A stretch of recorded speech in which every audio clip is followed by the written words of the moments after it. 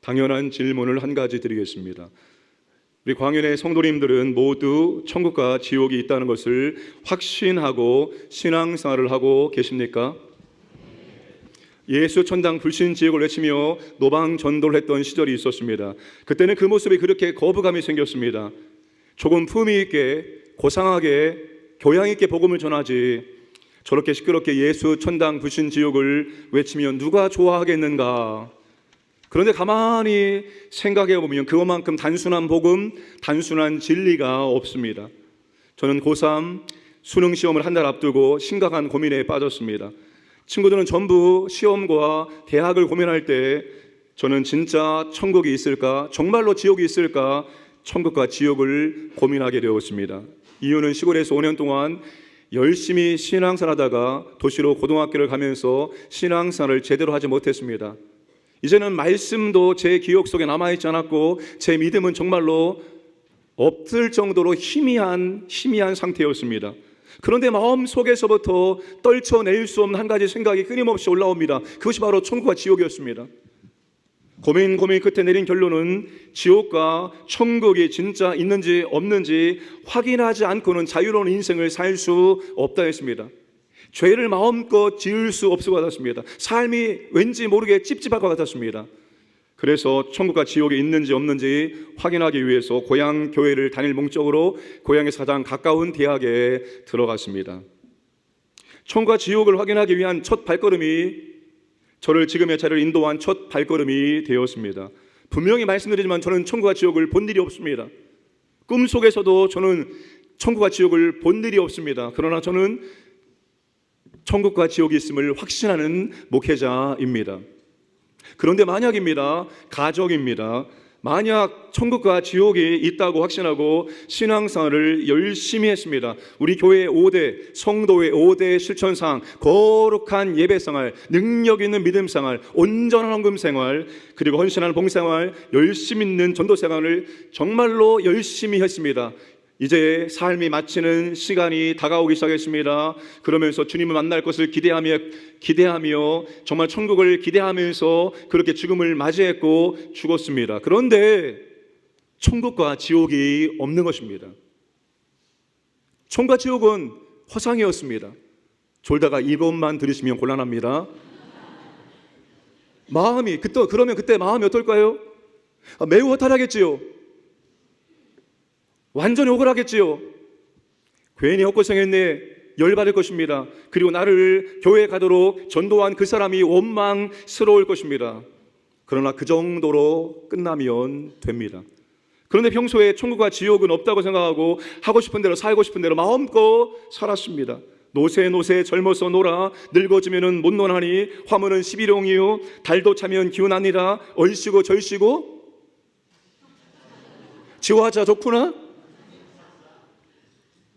이렇게 재미있게 놀다가 죽었습니다. 그런데 진짜 천국과 지옥이 있는 것입니다. 그럼 어떨까요? 땅을 치며 후회할 것입니다. 그때 믿을 걸, 그때 교회 나갈 걸, 그때 우리 어머니가, 우리 아버지가, 옆집에 그 사람이 전도할 때 순종할 걸, 성경의 표현대로 이를 갈며 땅을 치며 후회할 것입니다. 그리고 옆집에 그 사람이 예수 믿는다고 했는데 그 사람 한 번도 나한테 전도하지 않았어, 교회 가자고 말도 안 했어. 그 사람이 그렇게도 원망스러울 것입니다. 그러나 돌이킬 기회가 없습니다. 자, 그렇다면 어떤 선택과 삶이 현명할까요? 천국과 지옥은 있다와 천국과 지옥은 없다, 둘 중에 어떤 것을 선택하고 사는 것이 현명할까요? 진심으로 현명한 사람은 이 생에서 천국을 먼저 확보해 놓고 사는 사람입니다. 흔히 사람들이 이렇게 말합니다. 죽어봐야 알지 어떻게 알아요? 천국과 지옥이 있는지 어떻게 알아요? 죽어봐야 알지요? 맞습니다. 죽어보면 확실하게 알게 될 것입니다. 그러니까 현명한 사람은 이 생에서 천국을 확보하고 사는 것입니다. 우리 광연의 모든 분들은 다 현명한 선택을 하며 살고 있는 줄 믿습니다. 저는 담임 목사로서 첫 번째 사역은 주님이 우리 교회에 보내주신 영혼들 지옥까지 아니하고 천국에 갈 수 있도록 도와주는 것이라고 생각합니다. 한 분도 억울한 분이 생기지 않도록 만드는 것이 담임 목사의 첫 번째 사역이라고 생각합니다. 여러분, 지옥에서 가장 억울한 사람이 누구일까요? 나는 당연히 구원받았지. 나는 모태신앙이고 나는 직분을 받았고 나는 당연히 구원받았고 천국에 갈 사람이라고 생각하고 그렇게 살다가 죽었는데 지옥에 가는 것입니다. 그 사람보다 더 억울한 사람은 세상에 없을 것입니다. 여러분, 그런 사람들이 생기지 않아야 될 것입니다. 만약 그런 분들이 지옥에 간다면 내게 구원 점검하지 않은 교회와 담임 목사를 그토록 원망할 것입니다. 그래서 저는 처음부터 새 가족이 아니고 3주차에 예수 영접 모임을 넣었고, 그리고 작년 9월부터 매주 마지막 주일에 예수 영접 모임을 진행하고 있습니다. 그 시간을 통해서 정말로 한 분 한 분 구원을 확인하고 있습니다. 정말로 예수님 영접했습니까? 정말로 구원받았습니까? 오늘 밤 죽어도 정말 천국에 갈 수 자신 있습니까? 조금이라도 망설이거나 찜찜하거나 구원의 확신을 갖지 못하는 분들에게 다시 복음을 처음부터 논리정연하게 전하고 그분의 입술로 예수를 주와 그리스도로 고백해서 영접하게 만들고 흔들림 없는 구원의 확신을 가질 수 있도록 도와주고 있습니다. 두 번째 질문을 드리겠습니다. 내가 진심으로 예수님을 믿고 싶다면, 내가 진심으로 구원을 받고 싶다면, 내가 진심으로 그리스도인이 되고 싶다면 어떻게 하면 될까요? 이 질문을 이렇게 바꿀 수 있습니다. 어떻게 예수님을 믿을 수 있습니까? 어떻게 구원을 받을 수 있습니까? 어떻게 그리스도인이 될 수 있습니까? 세 가지 질문은 다 동일한 질문입니다. 많은 분들이 예수를 믿고 구원받는 것을 추상적으로 막연하게 생각하며 살고 있는 경향이 있습니다. 교회를 오래 다니다 보면 가랑비에 옷 젖듯이 서서히 예수를 믿게 되고 구원받게 되는 것으로 생각을 합니다. 그렇게 생각하는 이유는 아무래도 교회를 다니다 보면은 전보다 마음이 안정되어지고 마음이 평안하기도 하고 그리고 생활이 정화되기 때문입니다. 그런데 그런 분들께 어느 정도 생활이 정화가 되어지고 마음이 차분해지고 안정되어지면 그리스도인이 될 것 같으냐 물어보면 정확하게 답을 하지 못합니다. 저는 아직 아닌 것 같습니다. 저는 아직도 부족한 것 같습니다. 열심히 하겠습니다. 노력하겠습니다. 라고 대답을 합니다. 성경은 명확하게 어떻게 하면 구원을 받을 수 있는지, 어떻게 하면 예수를 믿는 것인지, 어떻게 하면 그리스도인이 될 수 있는지를 답해주고 있습니다. 오늘 본문이 바로 그 본문입니다. 마가의 다락방에 모여 전심으로 기도하던 120명의 성도들에게 오순절날에 각각의 성도들에게 성령님께서 충만하게 임하셨습니다. 베드로 오순절 성령 강림을, 이 사건을 체험하고 어떻게 이런 놀라운 일들이 일어날 수 있는지 설교하기 시작합니다. 구약 시대에는 왕과 선지자, 제사장, 사사 등 특별한 하나님의 사람들에게만 성령이 임하셨기 때문입니다. 그런데 평범한 모든 성도들에게 성령님이 충만하게 임하시는 것입니다. 어떻게 이런 놀라운 일들이 일어나게 되었는지 베드로가 설교를 시작합니다. 베드로의 설교는 2장 14절부터 36절까지 진행됩니다. 14절 말씀을 읽겠습니다. 베드로가 11 사도와 함께 서서 소리를 높여 이르되 유대인들과 예루살렘에 사는 모든 사람들아, 이 일을 너희로 알게 할 것이니 내 말에 귀를 기울이라. 내 말에 귀를 기울이십시오. 여러분, 제 설교를 잘 들으시기를 바랍니다. 이런 뜻입니다. 그리고 36절에 그의 설교를 마칩니다. 그런즉 이스라엘 온 집은 확실히 알지니 너희가 십자가에 못 박은 이 예수를 하나님이 주와 그리스도가 되게 하셨느니라 하니라. 베드로의 설교를 들은 사람들이 어떻게 반응할까요? 37절 말씀을 함께 읽겠습니다. 그들이 이 말을 듣고 마음에 찔려 베드로와 다른 사도들에게 물어 이르되 형제들아, 우리가 어찌할꼬 하거늘. 그들이 베드로의 설교를 들었는데 마음에 찔림이 있었습니다. 마음에 찔림이 이르자 그들이 베드로와 사도들에게 뭐라고 말합니까? 형제들이여, 우리가 어떻게 하면 좋겠습니까? 우리가 어찌하면 좋고 우리가 어찌하면 좋을꼬 탄식을 하고 있습니다. 이 말은 우리가 어떻게 하면 죄의 용서를 받을 수 있습니까? 우리가 어떻게 하면 구원을 받을 수 있습니까? 우리가 어떻게 하면 예수님을 이룰 수 있습니까? 우리가 어떻게 하면 그리스도인이 될 수 있습니까? 라고 베드로에게, 사도들에게 물어보고 있는 것입니다.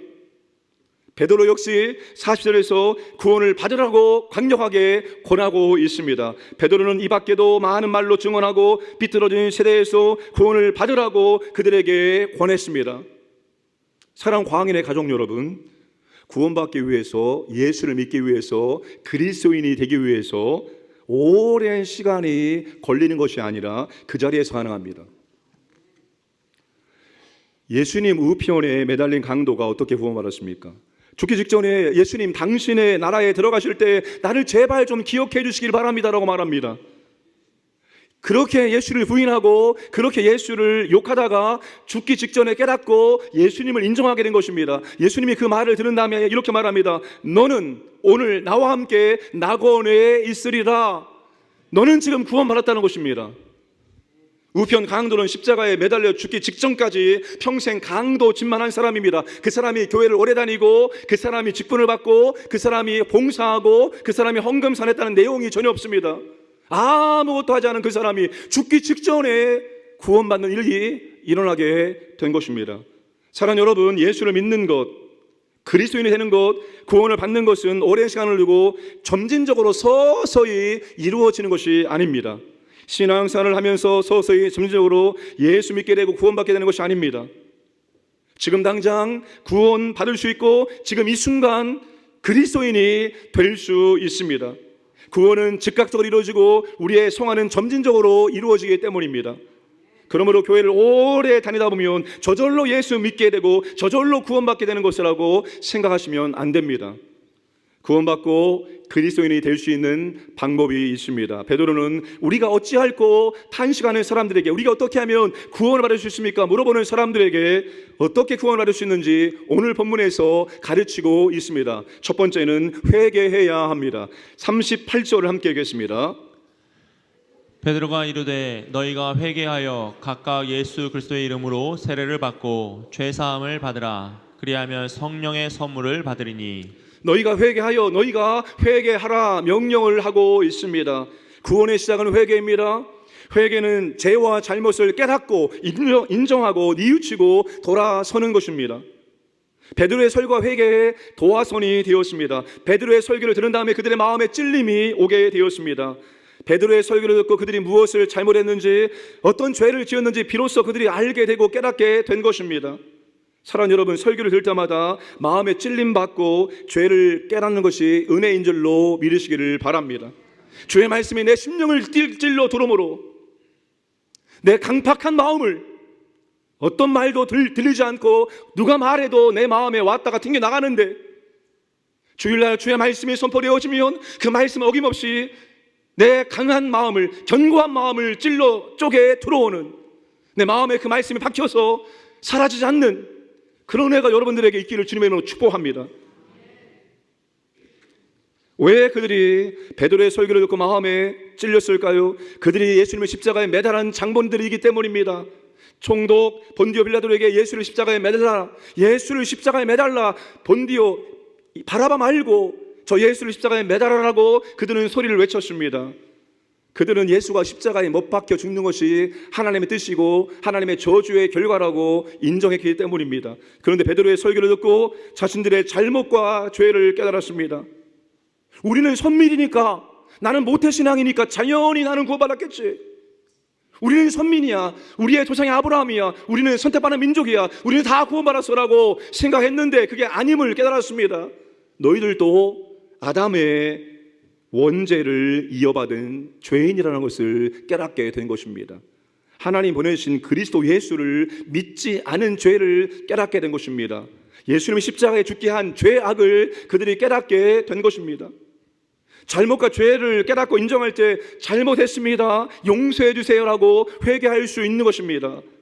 자신이 죄인이라는 것을 깨닫지 못하면 예수를 믿을 필요성을 깨닫지 못합니다.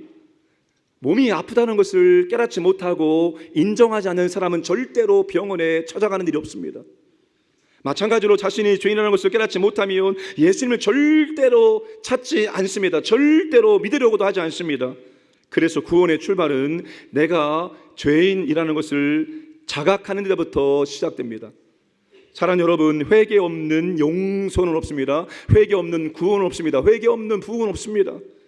회개가 없으면 더 이상 기독교는 기독교가 아닙니다. 회개는 개인의 구원에서, 참된 부흥에서, 성령의 부음에서 필수입니다. 회개는 구원받기 전에도 필수이고 구원받는 이후에도 우리에게 필수입니다. 구원파 이단들이 이렇게 말합니다. 당신이 계속 회개 기도하고 있다면 당신은 정령 구원받지 못한 증거입니다. 주님이 죄를 다 용서해 줬는데 왜 당신은 회개합니까? 왜 눈물 콧물 흘리면서 회개합니까? 라고 말합니다.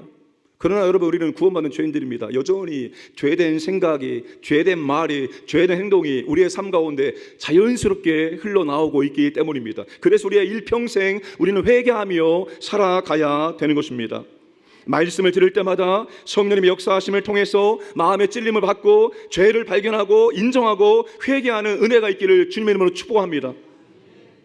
나는 죄라고 생각하지 않았습니다. 절대로 이런 게 무슨 죄야. 나는 지금 잘하고 있다고 생각했습니다. 그런데 주께서 우리에게 말씀을 주심으로 숨겨져 있는 죄, 인정하는 죄를 우리로 하여금 발견되게 하고 드러나게 하시고 인정하게 하신다는 것입니다. 그런 은혜가 여러분, 우리가 말씀을 들을 때마다 우리 가운데 임하기를 주님의 이름으로 축복합니다. 두 번째, 예수를 주와 그리스도로 고백을 하는 것입니다. 자, 베드로의 설교의 결론이 36절입니다. 36절 함께 읽겠습니다. 그런즉 이스라엘 온 집은 확실히 알지니 너희가 십자가에 못 박은 이 예수를 하나님이 주와 그리스도가 되게 하셨느니라 하니라. 너희가 십자가에 못 박은 이 예수를 하나님께서 주와 그리스도가 되게 하셨다라고 말합니다. 하나님은 십자가에서 죽으시고 부활하신 예수님을 하늘로 높이시고 하나님 보좌 우편에 앉으심으로 하늘과 땅의 모든 권세를 가지신 주와 그리스도가 되게 하신 것입니다. 주와 그리스도는 우리를 다스리시는 진정한 주인이시며 왕이 되셨다는 것입니다. 여러분, 예수님 우리의 주인이십니다. 예수님 우리의 그리스도, 우리의 구세주이십니다. 잘못과 죄를 회개한 다음에 거기서 멈추면 안 되는 것입니다. 잘못과 죄를 인정하고 깨달았다면 거기서 더 나아가서 이제는 나의 주인 되시고 나의 구세 되시는 예수 그리스도를 나의 구주로 그리고 나의 그리스도로 고백을 해야 하는 것입니다. 예수님을 주와 그리스도로 고백해야 구원이 이루어집니다. 로마서 10장 9절과 10절을 함께 읽겠습니다. 내가 만일 내 입으로 예수를 주로 시인하며 또 하나님께서 그를 죽은 자 가운데서 살리신 것을 내 마음에 믿으면 구원을 받으리라. 사람이 마음으로 믿어 의에 이르고 입으로 시인하여 구원에 이르느니라. 저는 마음으로 하나님 믿습니다. 제 마음으로 예수님 믿습니다. 제 속에 예수님 믿습니다라고 말하면서 전도를 거부하고 교회를 나오지 않는 분들이 얼마나 많은지 모릅니다. 진심으로 믿는다면 고백을 해야 한다는 것입니다. 가장 중요한 이 구원은 고백으로 고백이 따라야지만 이루어진다는 것입니다. 여러분, 오늘 우리가 성례식이 있습니다. 우리는 유아 세례를 줍니다. 그런데 침례교는 유아 세례를 인정하지 않습니다. 유아 세례 안 줍니다. 왜 안 주는지 아십니까? 그 아기가 자신의 믿음으로 자신의 입술로 신앙 고백하지 못하는데 어떻게 세례를 줄 수 있냐? 그래서 세례를 주지 않습니다. 여러분, 고백하다, 시인하다라는 동사는 헬라어로 호물로게오입니다. 같은 것을 말하다, 고백하다, 인정하다라는 뜻입니다. 여러분, 고백은 믿음의 자기 표현 방법입니다. 따라서 고백에 말이 없으면 믿음도 없다고 말할 수 있습니다. 여러분, 믿는다면 내 믿음을 말할 수 있어야죠. 나 주님 믿습니다. 나 주님이 그리스도임을 믿습니다. 나 그 주님이 나의 구주임을 진실로 믿습니다라고 말할 수 있고 고백할 수 있어야 됩니다. 혼자도 고백할 수 있어야 되고 많은 사람들 앞에서도 당당하게 고백할 수 있어야 되는 것입니다. 마태복음 16장에서 예수님께서 제자들에게 묻습니다. 너희는 나를 누구라 하느냐? 사람들은 나를 이렇게 저렇게 말하고 있는데 너희는 나를 누구라 하느냐? 라고 물었을 때 베드로가 주는 그리스도시요 살아계신 하나님의 아들이시나이다 라고 고백할 때 주님이 그 고백을 듣고 얼마나 기뻐하시며 얼마나 좋아하셨는지 모릅니다. 그런 다음에 주님이 이렇게 말씀하십니다. 이 반석 위에 내 교회를 세우리라. 이 반석 위에 내 교회를 세우리라. 베드로가 아니라 이 반석은 베드로 같은 주님에 대한 올바른 신앙 고백을 하는 사람을 의미합니다. 올바른 신앙 고백을 하는 사람이 구원받은 사람이고 주의 교회가 될 수 있다는 말의 의미입니다. 그러므로 우리는 예수님을 주와 그리스도로 자신의 입술로 고백할 수 있어야 됩니다. 예수님을 주와 그리스도로 고백할 때 구원이 이루어지기 때문입니다. 우리의 말의 고백은 매우 중요합니다. 고백의 영적 법칙은 자신의 고백이 자신의 삶을 지배한다는 것입니다. 이사야 50장 19절에 하나님은 입술의 열매를 창조하시는 분입니다. 사람의 입술의 고백대로 된다는 말의 의미입니다. 잠언 18장 21절에 죽고 사는 것이 혀의 힘에 달렸나니 혀를 쓰기 좋아하는 자는 혀의 열매를 먹으리라. 말의 고백대로 이루어진다는 것입니다. 성경은 일관되게 우리의 말의 고백대로 이루어진다라고 거듭거듭 강조하고 있습니다. 오늘의 나는 어제까지의 나의 고백의 산물입니다. 오늘의 나는 어제까지의 나의 고백의 산물입니다. 그러므로 구원도 우리의 고백으로 이루어집니다. 내 입으로 예수님을 주와 그리스도라고 고백을 해야 됩니다. 내 입으로 예수님을 주와 그리스도라고 고백하면서 내 마음의 문을 활짝 열고 그분을 모셔드려야 됩니다. 그때 구원이 이루어지게 된다는 것입니다. 구원의 시작은 회개이고 구원의 마침은 우리의 믿음의 고백이 되는 것입니다. 저는 예수 영접 모임을 우리 교회에 와서 지금 계속 인도하고 있습니다. 한 가지 제가 중요한 사실을 발견했습니다. 모태 신앙으로 어머니 뱃속부터 신앙생활을 시작하신 분들, 그래서 30년, 40년, 50년, 60년 이상 된 분들, 그런 분들에게 이러한 현상이 있습니다. 너무나 처음부터 자연스럽게 교회를 오다 보니까 모든 것들이 다 자연스럽게 나도 모르는 사이에 받아들여지게 됐습니다. 교회에 사용하는 용어들이 전혀 의심이 가지 않고 그냥 자연스럽게 익숙하게 들려지게 됩니다. 그런데 한 번도 내가 태어나서 복음을 처음부터 끝까지 들어본 일이 없고 내 입술로 예수님을 주와 그리스도로 고백해서 영접해 본 일이 없습니다. 그러니 항상 마음속에 뭔가 모를 얹힌 것이 있는 것처럼, 체한 것처럼 답답함이 있습니다. 근데 그런 분들이 예수 영접모임에 들어오셔서 그렇게 복음을 듣고 자신의 입술로 예수를 주와 구주로 영접한 다음에 소감을 물어보면 한과 같이 그 말합니다. 시원합니다. 이제야 시원합니다. 뭔가 답답한 것이 있었는데 이제야 모든 것이 쑥 내려간 것처럼 시원합니다라고 고백을 합니다. 여러분, 우리의 신앙은 고백 신앙입니다. 왜 우리가 매 주일마다 사도신경을 고백하며 교동문을 고백하고 있습니까? 우리의 신앙은 고백 신앙입니다. 우리가 말씀을, 우리의 믿음을 고백함으로 말미암아서 우리의 믿음이 강화되어지고 우리의 믿음이 견고해지기 때문입니다. 구원도 마찬가지입니다. 여러분, 구원이 흔들릴 때마다 우리는 다시 주님을 주와 그리스도로 고백하고 선포해야 되는 것입니다. 여러분의 믿음이 흔들릴 때마다 흔들린 믿음을 다시 고백하고 선포하심으로 견고해지는 은혜가 있기를 주님의 이름으로 축복합니다. 세 번째, 세례를 받는 것입니다. 2장 38절에 각각 예수 그리스도의 이름으로 세례를 받고, 세례의 유무가 구원의 유무를 결정하는 것입니까? 세례를 받아야지 구원받고 세례 받지 않으면 구원받지 못하는 것입니까? 아닙니다. 그럼에도 불구하고 세례가 중요한 이유는 예수님의 명령이고 또한 보이는 은혜의 중요한 수단이기 때문입니다. 세례는 이미 이루어진 구원을 가시적으로 보여주는 것입니다. 우리의 죄가 깨끗하게 씻겨졌다는 것을 보여주는 것입니다. 여러분, 옷에 더러운 것이 묻으면 물로 빠르면 이 더러운 것이 싹 사라집니다. 물로 세례를 받는 것은 예수님이 내 죄를 대신해서 십자가에 죽으심으로 예수님의 보혈로 내 죄가 다 씻겨졌다는 것을 내가 내 눈으로 보고 믿고 인정하는 것입니다. 그리고 세례는 예수님과 연합을 가시적으로 보여주는 것입니다. 로마서 6장 3절과 4절 말씀을 함께 읽겠습니다. 무릇 그리스도 예수와 합하여 세례를 받은 우리는 그의 죽으심과 합하여 세례를 받은 줄을 알지 못하느냐. 그러므로 우리가 그의 죽으심과 합하여 세례를 받음으로 그와 함께 장사되었나니 이는 아버지의 영광으로 말미암아 그리스도를 죽은 자 가운데서 살리심과 같이 우리로 또한 새 생명 가운데서 행하게 하려 함이라. 세례는 예수님의 죽으심과 연합하는 것입니다. 이전에 내 마음대로 내 방식대로 살았던 나는 십자가에서 예수님과 함께 못 박혀 죽은 것입니다. 그것을 연합하는 것입니다. 세례는 예수님의 부활과 연합하는 것입니다. 과거에 나는 죽었고 예수님과 함께 다시 살아난 것입니다. 이제 예수님과 연합해서 새로운 인생을 출발하는 것입니다. 과거에는 내가 주인된 인생을 살았지만 이제는 예수님이 내 인생의 주인된 새로운 삶을 주님과 함께 시작하는 것입니다. 그러므로 세례는 나는 죽고 예수와 함께 산다입니다. 따라하겠습니다. 나는 죽고 예수와 함께 산다.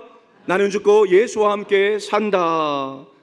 결혼식을 올리지 않고 혼인 신고를 하고 부부로 살 수 있습니다.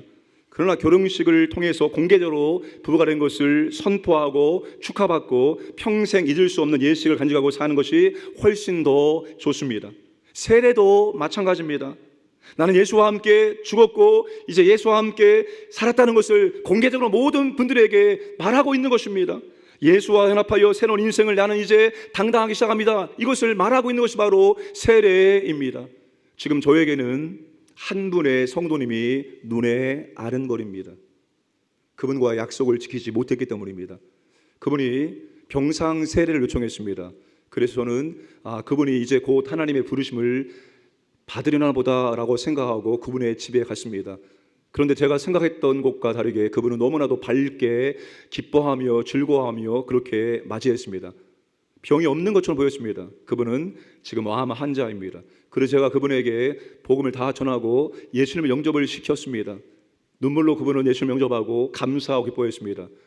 세례를 주려고 가져갔었는데 그분의 상태를 보니까 될 것 같아서 성도님 문답식을 패스하고 이것으로 문답식을 대신하고 오늘 예배 때 나와서 많은 분들이 보시는 앞에서 세례를 받았으면 좋겠습니다. 그것이 형제의 믿음에 더 각인될 수 있기 때문입니다. 그렇게 약속을 하고 이제 저는 잊었습니다. 그리고 어제 그분 오늘 세례식에 참석할 수 있도록 하라고 했는데 그만 수요일 날 일산에 병원에 입원하게 되었다는 소식을 들었습니다.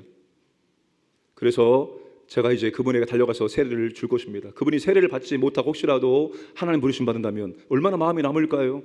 그분에게 세례를 준다면 얼마나 마음의 확신을 가질 수 있을까요? 그래서 저는 그분에게 지금 가장 먼저 가서 세례를 주어야 합니다. 여러분, 이제 우리가 과거에 나는 죽고 예수님과 함께 연합해서 살고 있는 것입니다. 예수님과 떨어지면, 예수님과 멀어지면 안 되는 것입니다. 여러분들이 열매를 맺기 위해서 노력하지 마시기 바랍니다. 성령 열매도 마찬가지입니다. 여러분이 그 성령 열매를 맺기 위해서 노력하지 마세요. 노력한다고 맺어지지 않습니다. 어떠한 성취와 어떤 결과를 위해서 교회에서 사역하지 마시기 바랍니다. 그러면 여러분 마음 다칩니다. 우리가 정말로 노력해야 될 것은 그런 열매를 맺고 성취와 업적을 이루기 위해서 노력하는 것이 아닙니다. 우리가 정말로 노력해야 될 것은 예수님께 붙어있기 위해서 노력을 해야 되는 것입니다. 우리와 주님의 관계는 포도나무와 가지입니다. 여러분, 세상에 가지가 열매를 맺기 위해서 힘을 쓰고 노력하는 가지가 있습니까? 여러분, 가지는 나무에 붙어있으면 저절로 열매를 맺게 되어 있습니다. 우리 마찬가지입니다. 주님께 붙어있기 위해서 애를 쓰고 노력하면 열매는 저절로 맺게 되어 있습니다. 그러니 여러분, 이제는 주님과 연합이 멀어지게 하는 것들이 무엇인지를 찾고 그것을 내려놓기를 원합니다. 더 끈끈하게 연합하심으로 말미암아서 주님의 부활의 능력이 우리의 삶을 통해서 나타나기를 주님의 이름으로 축복합니다. 마지막 결론입니다. 사람들이 베드로가 하라는 대로 다 했습니다. 결과가 어떻게 되었을까요? 41절 말씀 함께 읽겠습니다. 그 말을 받은 사람들은 세례를 받음에 이날의 신도의 수가 3천이나 더하더라. 사람들이 베드로의 말을 들은 다음에 며칠이 지난 다음에 회개하고 예수님을 믿고 구주로 영접한 것이 아닙니다. 그날 그 자리에서 베드로와 사도들의 겁내는 말씀을 듣고 그들은 회개하였고 예수님을 주와 그리스도로 영접하였고 세례를 받았습니다. 그래서 이날의 신도의 수가 3,000명이나 되었습니다. 이날의 신도의 수가, 이날의 구원받은 사람이, 이날의 그리스도인이 3,000명이 되었습니다. 예수 믿는 것, 구원받는 것, 그리스도인이 되는 것은 이렇게 한날에 이루어질 수 있습니다. 교회를 오래 다녀야지만 서서히 가랑비에 옷 젖듯이 예수를 믿어지게 되어지고 구원받게 되어지는 것이 아닙니다. 베드로의 방법처럼 하게 되어지면 누구든지 지위 고라 막론하고 구원받고 예수를 믿게 되어집니다. 39절 말씀 보시면 이 약속은 너희와 너희 자녀와 모든 먼데 사람 곧 주 우리 하나님 얼마든지 부르시는 자들에게 하신 것이라 하고, 하나님이 부르시고 선택한 사람이라면 지금까지 죽음의 직전까지 예수를 안 믿고 부인하며 살고 왔어도 마지막 직전에 그에게 복음을 증거하고 그의 입술로 그리스도를 영접하게 만들면 그에게 구원이 이루어지게 된다는 놀라운 사실입니다. 여러분, 제가 오늘 이 말씀을 준비한 이유가 있습니다. 우리 가운데는 아직 부모님이, 내가 가장 사랑하는 부모님이, 내 형제 자매들이 예수를 믿지 않는 분들이 계십니다. 내가 정말로 존경하고 사랑하는 분들이 아직도 예수 믿지 않는 분들이 계십니다. 그런데 여러분, 지금 그분들이 죽음의 일보 직전에 와 있다고 가정할 때 여러분, 그들에게 무엇을 하겠습니까? 주님, 이분을 구원해 주세요. 주님, 이분을 구원해 주세요. 그렇게 기도할 것입니까? 여러분, 그 순간에는 기도가 필요 없습니다. 그가 듣든지 안 듣든지, 만약에 그게 하나님이 그를 선택한 사람이라면 우리는 복음을 증거하고 그가 입술을 열어서 주님을 구주와 주님으로 영접할 수 있도록 도와주는 것, 그것이 우리가 할 유일한 일입니다. 만약에 그것을 하지 않고 그분이 그렇게 죽음을 맞이하면 여러분은 평생 동안 마음에 짐을 지고 삽니다. 내가 그때 그분에게 복음을 증거해서 내 사랑하는 사람의 복음을 증거할 걸 평생토록 후회합니다. 그러니까 여러분, 최소한 여러분들이 사랑하는 사람에게 마지막 줄 수 있는 이 선물, 영원을 결정합니다. 영원히 지옥에 살 것이냐, 영원히 천국에 살 것이냐, 영원을 결정하는 가장 중요한 이 문제를 우리가 조금만 배우면 그분들에게 복음을 전해서 예수를 영접시켜서 영원한 생명을, 영원한 천국 갈 수 있도록 도울 수 있다는 사실입니다. 그러므로 여러분, 준비하시길 바랍니다. 어느 순간에 여러분 우리가 그렇게 해야 될 순간이 올지 모릅니다. 그때 망설이지 말고, 기도만 하지 말고 그분들에게 복음을 증거함으로, 예수를 영접시킴으로 구원받게 만들어주는 최고의 일을 감당하는 저와 여러분 되기를 주님의 이름으로 축복합니다.